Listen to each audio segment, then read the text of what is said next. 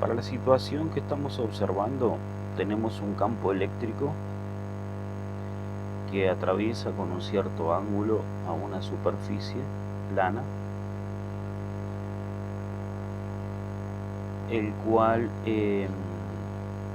forma 50 grados con el vector superficie en la línea del campo eléctrico, y un conjunto de líneas de campo eléctrico que atraviesan una superficie formando un cierto ángulo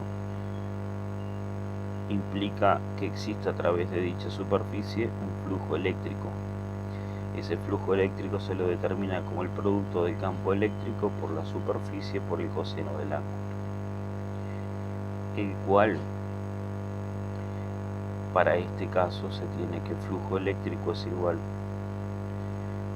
el módulo del campo eléctrico, le vamos a suponer hipotéticamente 100 newton por coulombios. Una superficie, si tenemos una superficie cuadrada, va a ser arista al cuadrado, si es rectangular, largo por ancho, por lo cual vamos a suponer que es cuadrada y nos queda arista al cuadrado. Le podemos colocar un valor acá, 0,50 metros, un equivalente a 50 centímetros, pero precisamos expresar el metro, que estamos con el sistema MKS, metros, kilogramos segundo, longitud, masa y tiempo,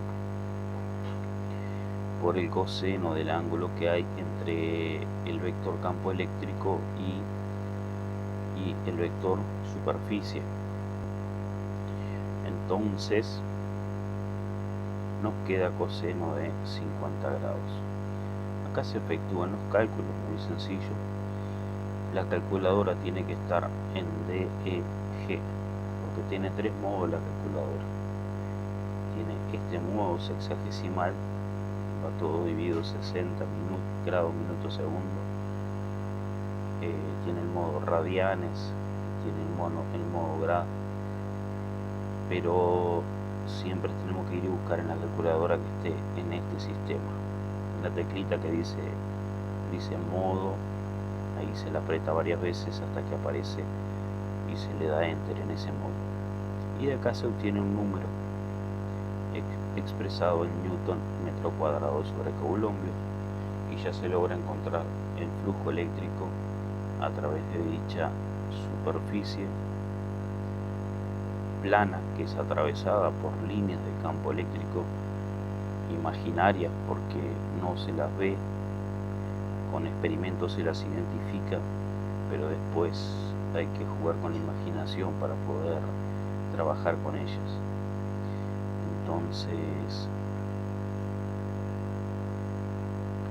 después de eso, nosotros podemos también hacer un repaso referente a otra forma de obtener el flujo de campo eléctrico, que ya no es una superficie bidimensional, sino que es una superficie tridimensional, por lo cual implica un volumen, porque tenemos eje X, Y, Z, abscisa ordenada y cota, lo cual nos queda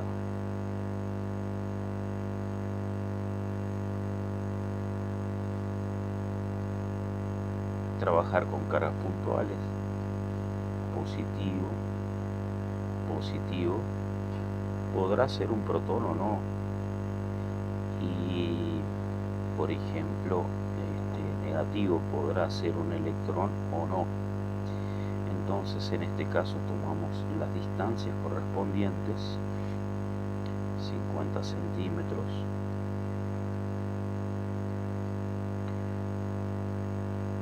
Q1 tiene un valor de 6 microcoulombios, Q2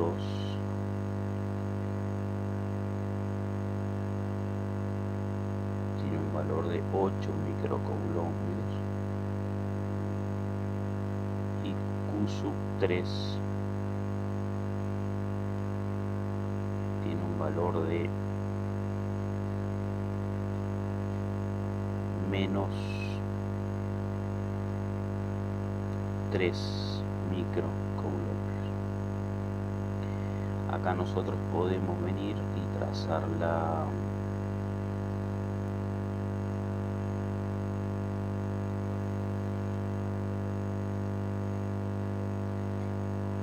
trazar la diagonal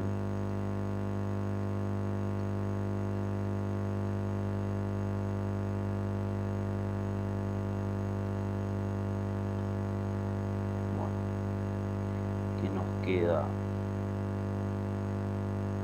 esta línea que une de Q1 con Q3 y esta otra que une y se intersecta al punto medio de entre Q1 y Q3. Acá tenemos este lado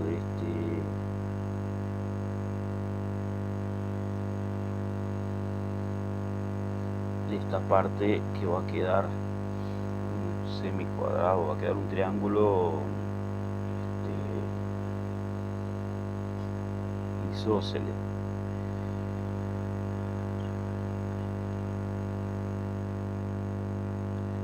No, acá no va a quedar de igual longitud un cateto que otro.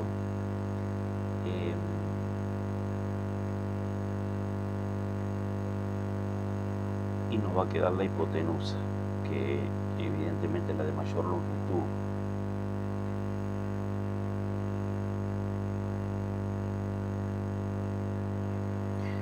Ahora bien, ¿qué nos vamos a plantear como objetivo? Como objetivo nos planteamos determinar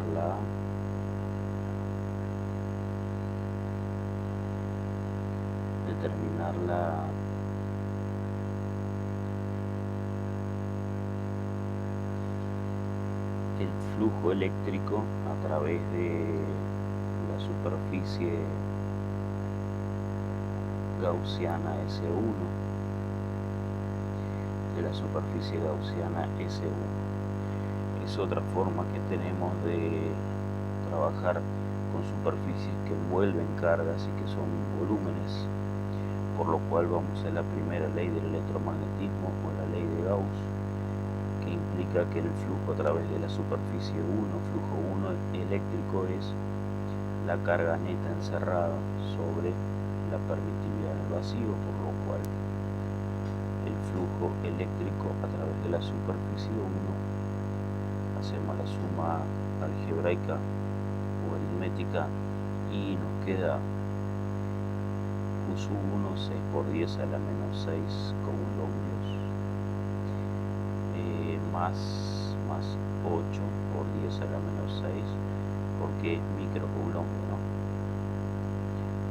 Coulombios sobre 8,85 por 10 a la menos 6 a la menos 12 coulombios cuadrados sobre newton metro cuadrado. Acordémonos los prefijos, que mili es por 10 a la menos 3, micro por 10 a la menos 6, nano por 10 a la menos 9, pico por 10 a la menos 12. Entonces acá ustedes hacen los cálculos, numerador, denominador, hacen el cociente y van a obtener un número que va a ser el valor del flujo del campo eléctrico expresado en newton metro cuadrado sobre coulombio al cuadrado. ¿Qué sucede posterior a eso? Sucede que si queremos determinar el campo eléctrico en este punto intersección, tenemos que Q1 es positiva, la línea de campo es radial hacia afuera, entonces venimos y trazamos el vector